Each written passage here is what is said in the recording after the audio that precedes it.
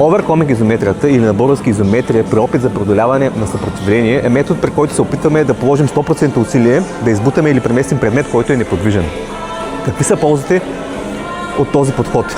Например, много полезно е, когато искаме да развием максимална сила при дадено упражнение, например клек, лежанка, дори мъртва тяга, и имаме ъгъл, в който най-трудно можем да извършим това движение. Например, ако съм на лежанката, свалям лоста додолу и точно над гърдите си се запъвам най-много.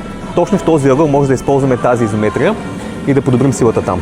Други ползи, например, при начинаещи е много трудно да накараме индивида да положи 100% усилие, особено в свободни упражнения със свободни тежести, например клек, мъртва тяга, лежанка. Тогава този подход създава усещането за 100% натваряне на нервната система без излишно напрежение и така наистина се развива силата. Например, много ми е трудно да натваря някой на клек, да направи 1, 3, 5, дори и 10 повторения, но да се натвари максимално. В този случай може да използваме този метод.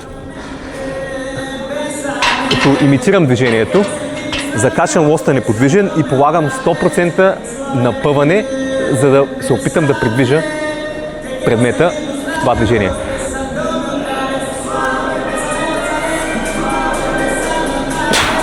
Като обикновено използваме 3 до 5 секунди напрежение със също толкова почивка.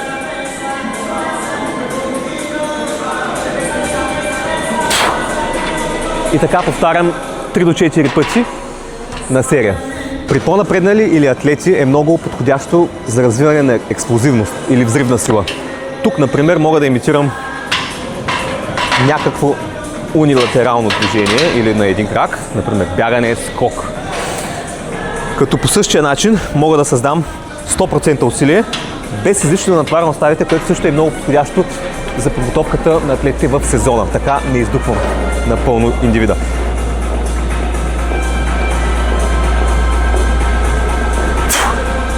И отново за 5 секунди.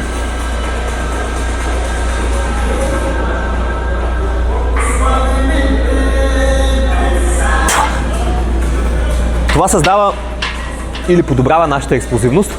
Също така може да бъде и комбинирано с взривно движение. Например, правя 1, 2 или 3 такива повторения и след това директно преминавам на някакъв скок или нещо друго експлозивно според целта.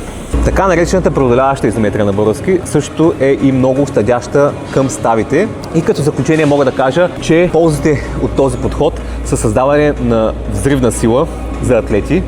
Много е добра при преодоляване на слаби точки в някои силови движения, за да подобрим нашата сила. При начинаещи много добре създава чувство за 100% натоварване и като цяло натоварва нервната система без да изтощава напълно. Fun Fit Out!